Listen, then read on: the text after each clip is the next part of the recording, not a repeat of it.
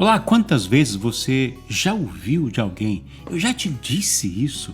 Ou você mesmo já disse a alguém essa frase? Você já parou para pensar que Deus fala várias vezes essa frase para nós?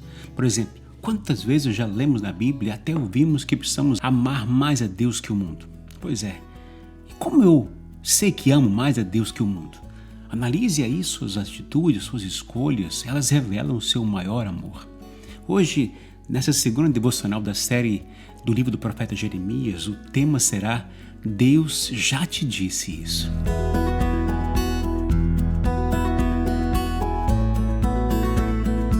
Lemos em Jeremias capítulo 7, versículo 13 o seguinte: Mas agora, visto que vocês fizeram todas essas coisas, diz o Senhor, apesar de eu ter falado a vocês repetidas vezes e vocês não me terem dado atenção, e de eu tê-los chamado e vocês não me terem respondido.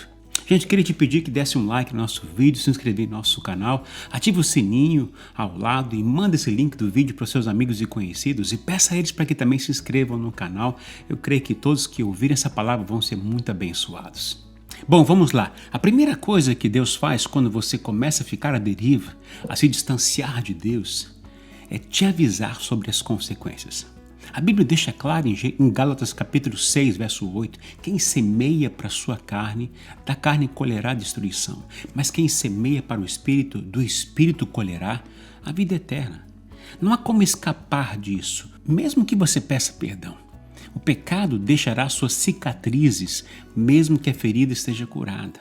Lembra o que Deus disse através do profeta Jeremias aqui? Apesar de eu ter falado a vocês repetidas vezes e vocês não me terem dado atenção. É duro ver essas coisas, não é verdade? Mas a intenção de Deus aqui é chamar sua atenção, é buscar uma resposta sua, é te lembrar de quem Ele é, o quanto Ele te ama e te chamar de volta. Ele é como o pai na parábola do filho pródigo que fica olhando para o horizonte na esperança que seu filho volte para casa. Esta imagem de Deus cuidando de seus filhos, homens, mulheres, meninos, meninas, sempre desejando que eles reconheçam que o melhor lugar para estar é ao lado de Deus, o Pai. Esta é a imagem do amor e da paciência de Deus. Talvez este seja o mesmo desejo seu, pai e mãe, pois vocês viram que seu filho ou filha escolheu um caminho contrário ao caminho de Deus. E você já havia dito dos perigos e riscos que ele teria se fizesse aquela escolha. Assim como Deus faz, não deixe de esperar que seu filho ou filha volte. Não deixe de clamar a Deus por eles, de pedir pela salvação deles. Mas voltando para o texto de Jeremias, quando você fala, repete e fala de novo e a pessoa não quer mudar e não muda, sabe o que acontece? O julgamento acontecerá. Preste atenção aqui. O julgamento não é a maneira de Deus dizer: cansei, estou farto de você. Não é Deus dizendo que Ele o abandonará, mas é o último ato de amor de Deus para trazê-lo de volta. É o último recurso do amor que Ele vai usar.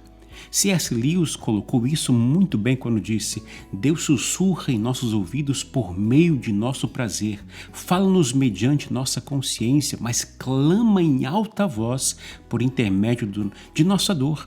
Este é o seu megafone para despertar o homem surdo. Cada um de nós sabe que houve momentos em nossas vidas em que não ouvimos Deus. Aliás, ouvimos mais a nós mesmos, ouvimos e aceitamos o que os outros acham que deveríamos fazer.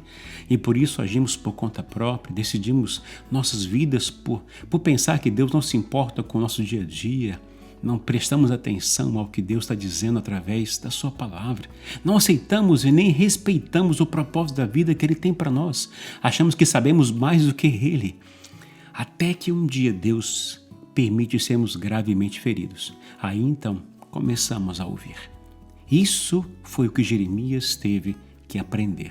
Ele precisava entender que a nação havia chegado no último lugar para que a cura acontecesse. Era a única chance que lhes restava. Era o julgamento de Deus. isto é, Jerusalém seria destruída pela Babilônia, eles perderiam uma cidade, a terra prometida, muitos perderiam seus familiares, muitos ficariam isolados e separados dos outros por se tornarem escravos e também perderiam o templo que representava o lugar da presença de Deus, o lugar do porto seguro para eles. Interessante que no começo do capítulo Deus disse a Jeremias que parasse de orar pelo povo, pois a oração atrasa o julgamento, mas que continuasse anunciando a palavra de Deus, pois ele apressa o julgamento através disso. Deus já disse várias e repetidas vezes: volte o seu coração para ele e se arrependa dos seus pecados e ande em seus caminhos. Não demore em cumprir essa palavra. Como disse o apóstolo Pedro em sua segunda carta, no capítulo 3, verso 9, o Senhor não demora em cumprir sua promessa, como julgam alguns. Ao contrário, ele é paciente com vocês, não querendo que ninguém pereça, mas que todos cheguem ao arrependimento. Termino aqui repetindo o que Jesus disse, escrito lá por Lucas: a alegria na presença dos anjos de Deus por um pecador que se arrepende. Que Deus te abençoe nesse dia, um forte abraço e não se esqueça, Jesus está voltando.